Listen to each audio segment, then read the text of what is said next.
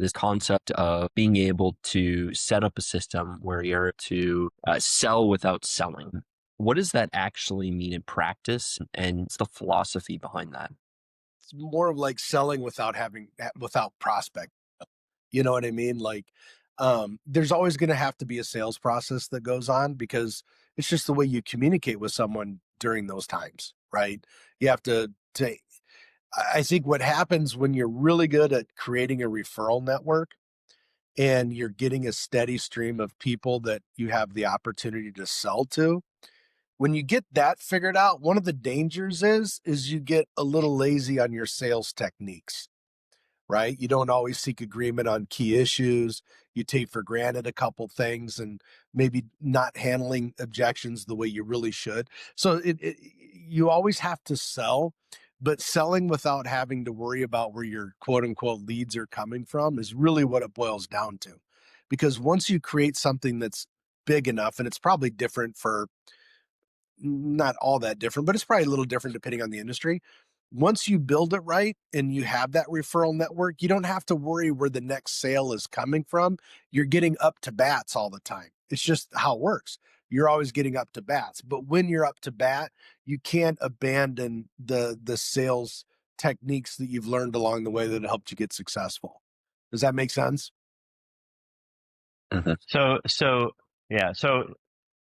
and I think there's a couple different ways to, depending on the question that you asked. There's a couple different ways to answer this, depending on what the meaning behind the question was, Right. what you're really fishing for. And so Chuck's saying is, even though what we do is we build a system so that we get a lot of, most all of our businesses inbound, and they've been recommended to us, you still have to do the right thing. Otherwise, you're not. They just don't fall in your lap. They kind of do, but you still have to handle them right. You still have to be good at what you do. The good news about that is, most people can market. Most people can build a massive referral network while they're getting better at selling. So you don't have to be a sales dynamo right off the bat. You build marketing. You do marketing before you get good at building the system. And as you're building the system, you're going to sharpen up your sales ability. Just be mindful that you need to sharpen up your sales ability so you can get the most out of all the stuff that comes to you.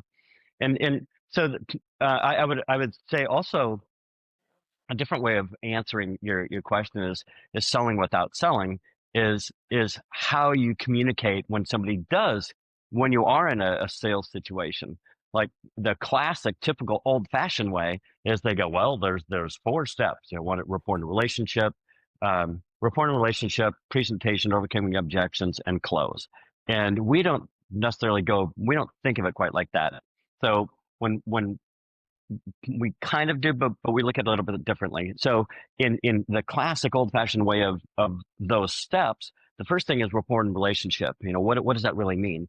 And then presentation. So we go, all right, rapport and relationship, but we would go into what we call discovery. And then there's a conversation that happens. So we have some questions that we want to find out. So when somebody calls, hey, how do you find out about us? How do you get in that business? Where do you want to go? We're having a conversation, understanding what it is that they're looking for. Where in a classic way of selling, they go, well, rapport and relationship. Well, he's the guy. Well, how about those Vikings? How about those twins? Just, and they go, okay, check. In their mind, they're like, check. And then they go off into the presentation that they practiced, and all they do is talk instead of ask and have a conversation. So the classic way of selling is really, are these four steps that are sort of rigid and not very good. They can be better. And we found that the way we do it, it doesn't feel like that old fashioned way of selling. Because when you do the old fashioned way of selling, it just seems, it's just so scripted. Mhm. It's so scripted, and what you get is a lot of, I have to think about it because you didn't have the right conversation.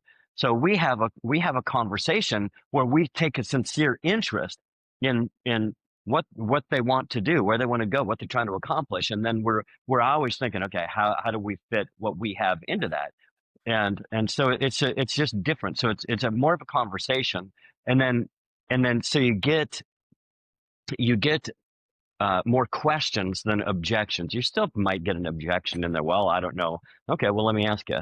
And so you go back and they handle it. But it's not like the old classic way is they go, well, when they come up with this, they'll give you flashcards. They go, all right, when they have this objection, you say this, and it you can and it's not a very good, it's not conversational. Like if you're having a conversation with a friend, you don't go, well, if they say this, I'm going to say that.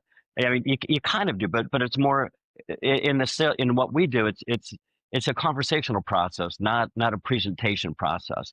And there's the difference, I think, between um, uh, uh, selling without selling. Right. It's selling by having a conversation rather than a presentation. Does that make sense?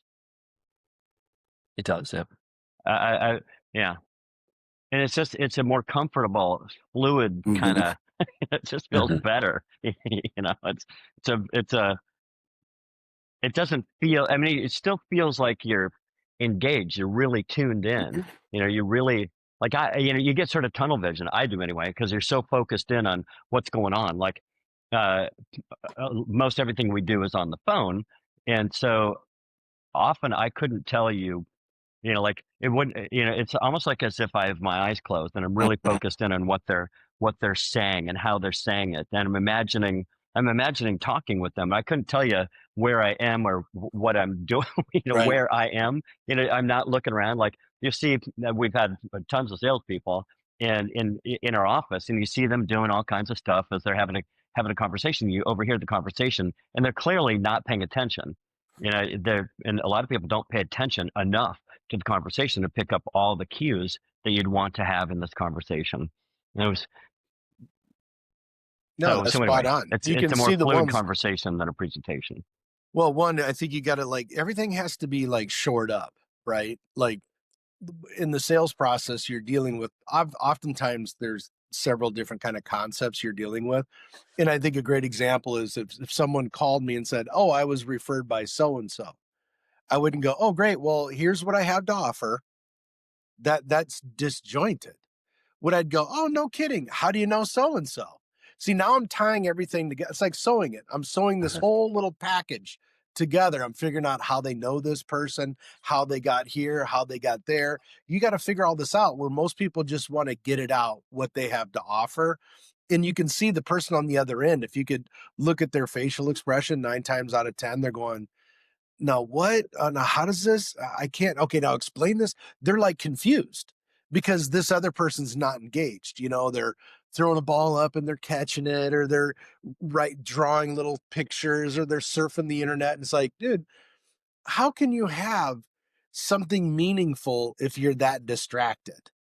You got to be engaged. You got to be engaged, and then you got to shore it all up, tie it all together so it's an easy package for this person to understand.